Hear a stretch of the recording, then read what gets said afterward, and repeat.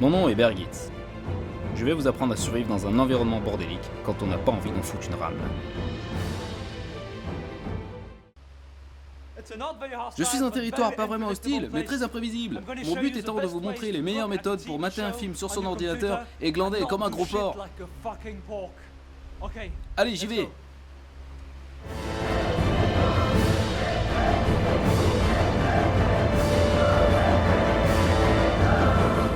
La première chose à faire avant d'allumer l'ordinateur pour mater une série ou un film est de trouver un abri.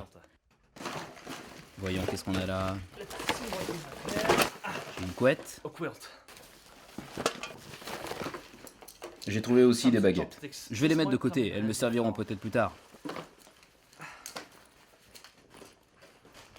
Un plot de chantier? C'est à se demander comment il est arrivé là. Ah oui, c'est vrai, j'en tenais une sacrée bonne ce soir-là. Et des pulls. Oui, ça devrait faire l'affaire. Maintenant que mon abri est construit, je vais pouvoir me reposer un petit peu.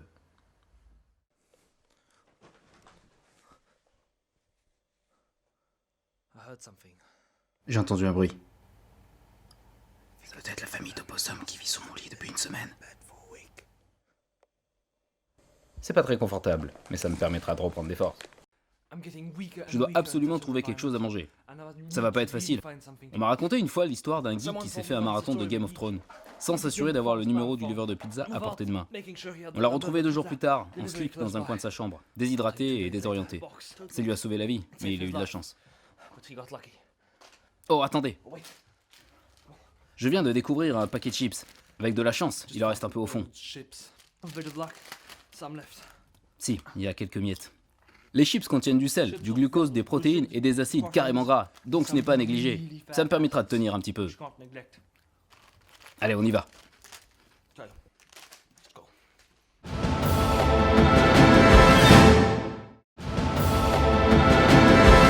J'essaie de maintenir mon centre de gravité vers le bas, et je me sers de mes mains, un peu comme un ours. Ah, putain de sa race.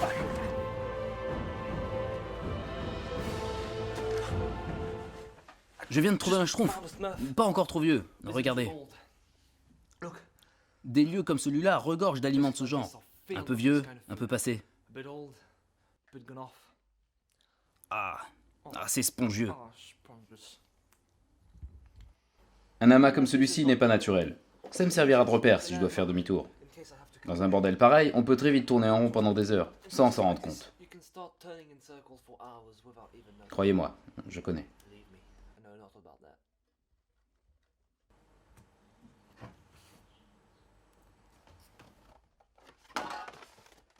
Tout ça est vide.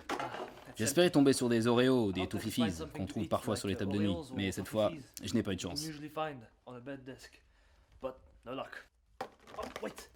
De la sauce pomme frite. J'ai repéré un tas de biscottes en temps. Ça devrait bien se marier.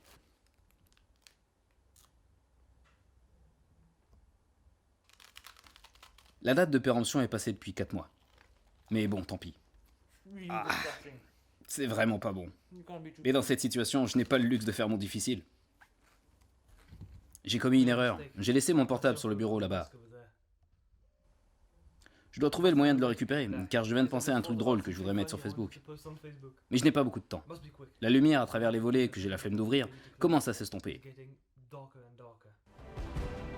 Je construis alors une sorte de grappin qui me permettra d'atteindre le portable. Pour ce faire, j'attache solidement ensemble avec du scotch trouvé dans mon lit, un manche à balai, les baguettes que j'avais mises de côté tout à l'heure,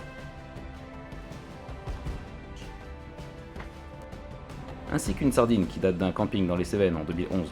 Il ne me reste plus qu'à y attacher mon slip. Hop, le slibard est parti! Ouh, vous pouvez me croire, il fait très froid. Je dois m'activer pour réchauffer mon corps. Et voilà! Un filet à trappe portable, fabrication maison. C'est une entreprise à risque. Mais même après plusieurs essais foirés, je dois quand même persévérer. Ça y est, je l'ai eu! Ah, bordel à cul! Je suis sauvé maintenant. Je peux commander ma pizza et mater mon film.